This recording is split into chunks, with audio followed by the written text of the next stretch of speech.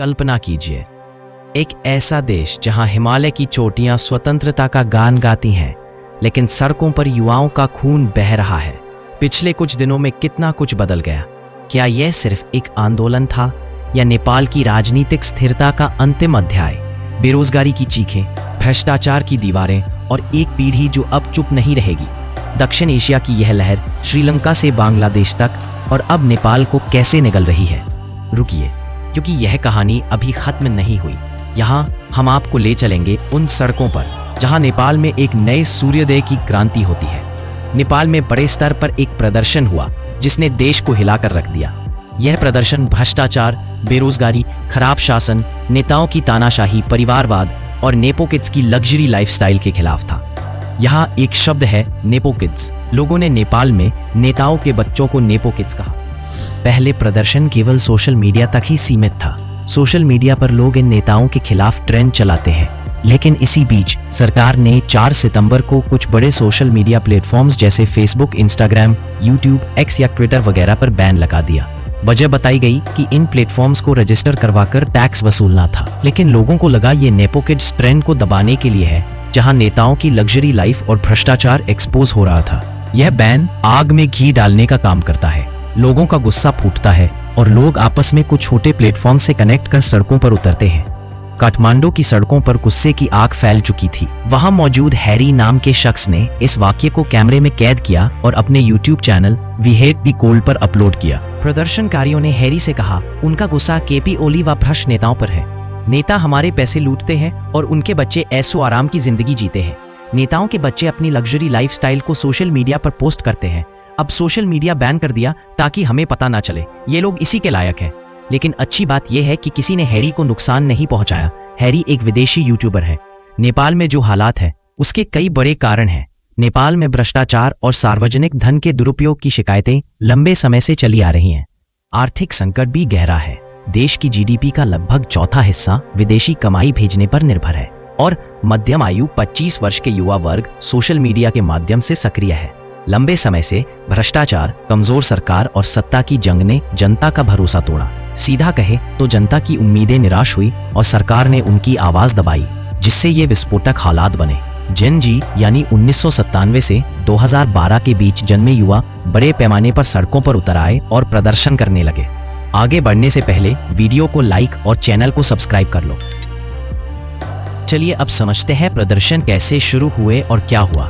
8 सितंबर 2025 को हजारों युवा काठमांडू की सड़कों पर उतरे। मैतीघर मंडला और संसद भवन के पास शुरुआत में शांतिपूर्ण थे, लेकिन जब संसद में घुसने की कोशिश हुई तो पुलिस ने आंसू gas, water cannon, rubber bullets और यहाँ तक कि असली गोलियां चलाई। इससे प्रदर्शन और तेज व हिंसक हो गया। इसके कारण पहले दिन ही कम से कम 22 मौतें हो गई, जिसमें कुछ युवा प्रदर्शनकारी, पुलिस और सिविलियन शामिल हैं। शाम तक सोशल मीडिया बैन हटा लिया गया। गृह मंत्री रमेश लेखक ने इस्तीफा दे दिया और कई शहरों में कर्फ्यू लग गया था।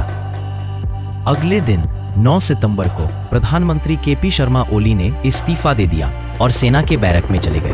प्रदर्शनकारियों ने सिंघा दरबार, सरकारी headquarter, supreme court, Rashtrapati Bhavan, PM residence और पार्टियों के ऑफिसों में आग लगा दी। पूर्व पीएम शेर बहादुर देवबा और झलनाथ खनाल घायल हुए। वित्त मंत्री विष्णु प्रसाद पौडेल को अपमानित किया गया। कुछ अराजक तत्वों ने मौके का फायदा उठाया, लूटमार, हिंसा और दंगों को बढ़ाया व जेलों पर हमले किए। कैलाली, नखू, कास्की, बांके जैसी जगहों से लगभग 13,500 कैदी भाग गए, जिनमें से कुछ मौतें भी हुई। रात को नेपाली आर्मी ने कंट्रोल संभाला। 10 सितंबर 2025 को सेना ने महत्वपूर्ण क्षेत्रों में गश्त की और 27 लोगों को गिरफ्तार किया और कुछ हथियार जब्त किए। प्रदर्शनकारियों ने राइफल जैसे हथियार लूट लिए थे। डिस्कॉर्ड पर युवाओं ने सुशीला कार्की को अंतरिम लीडर चुना। पोखराड़ा में जले घरों से कुछ शव मिले। त्रिभुवन अंतर्राष्ट्रीय हवाई अड्डा फिर से चालू हुआ। 11 सितंबर को सेना मुख्यालय में राष्ट्रपति रामचंद्र पौडेल, आर्मी चीफ और जेन जी प्रतिनिधियों की मीटिंग हुई, जहां सुशीला कार्की को अंतरिम पीएम बनाने पर बात हुई। मौतों की संख्या 34 पहुंच गई। 1300 से ज्यादा घायल हो गए थे। 12 सितंबर को मौतों की संख्या 51 पहुंच गई। सुशीला कार्की को अंतरिम प्रधानमंत्री के रूप में शपथ दिलाई गई। राष्ट्रपति रामचंद्र पौडेल ने शपथ दिलाई। सुशीला कार्की 73 वर्षीय महिला है जो पूर्व मुख्य न्यायाधीश रह चुकी है। नेपाल की पहली महिला प्रधानमंत्री बनी जो भ्रष्टाचार विरोधी मानी जाती है। 13 सितंबर को काठमांडू घाटी और अन्य क्षेत्रों में कर्फ्यू हटा लिया गया। दुकानें, बाजार और ट्रैफिक सामान्य हो गया। हेल्थ मिनिस्ट्री के मुताबिक 14 सितंबर को मौतों की संख्या बढ़कर 72 हो गई। नई पीएम ने शांति की अपील की है और युवा एक्टिविस्ट्स अब नए लीडर्स चुनने में लगे हैं। अब जानते हैं कि कितना नुकसान हुआ। अब तक 72 मौतें हुई। प्रदर्शनकारी, पुलिस, कैदी, सिविलियन सबको मिलाकर 1300 से ज्यादा लोग घायल हो गए। लगभग 13,500 कैदी भाग गए थे। 12,500 अभी फरार है। कुछ भारत भागे जहां बॉर्डर फोर्स ने पकड़ा। सरकारी बिल्डिंग्स में आग के कारण न्यायिक रिकॉर्ड खराब होने का खतरा है। एक भारतीय टूरिस्ट बस पर अटैक हुआ, कई लोग घायल हुए। Football match, cricket tournament cancel हो गए, टूरिज्म भी प्रभावित हुआ। 15 सितंबर तक चीजें शांत हो रही हैं। सुशीला कार्की 14 सितंबर को ऑफिस ज्वाइन कर चुकी है। कैबिनेट बनाने की प्लानिंग है। चुनाव मार्च 2026 में हो सकते हैं। जेन जेड की मांगे भ्रष्टाचार खत्म करना और ट्रांसपेरेंसी पर फोकस है। लेकिन राजनीतिक अनस्टेबिलिटी बनी हुई है क्योंकि नेपाल में 2008 से राजशाही खत्म होने के बाद ऐसे क्राइसिस आते रहे हैं। युवाओं ने दिखा दिया कि सोशल मीडिया और ऑर्गेनाइजेशन से चेंज लाया जा सकता है, लेकिन अब देखना है ये चेंज कितना परमानेंट है। भ्रष्टाचार के खिलाफ यह लड़ाई, क्या ये नेपाल की राजनीतिक स्थिरता को हमेशा के लिए बदल देगी? अंतरिम प्रधानमंत्री सुशीला कार्की का आगमन, सेना की गश्त और एक राष्ट्र जो अब सांस ले रहा है। लेकिन सवाल बाकी है।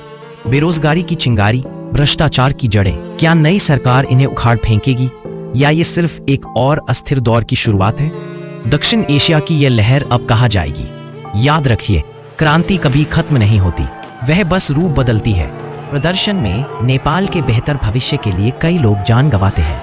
तो दोस्तों, कामना करो कि नेपाल की स्थिति फिर से ठीक हो, अन्य देश के नेता भी इससे कुछ सीखें। जाते जाते वीडियो को लाइक और चैनल को सब्सक्राइब जरूर कर लेना दोस्तों।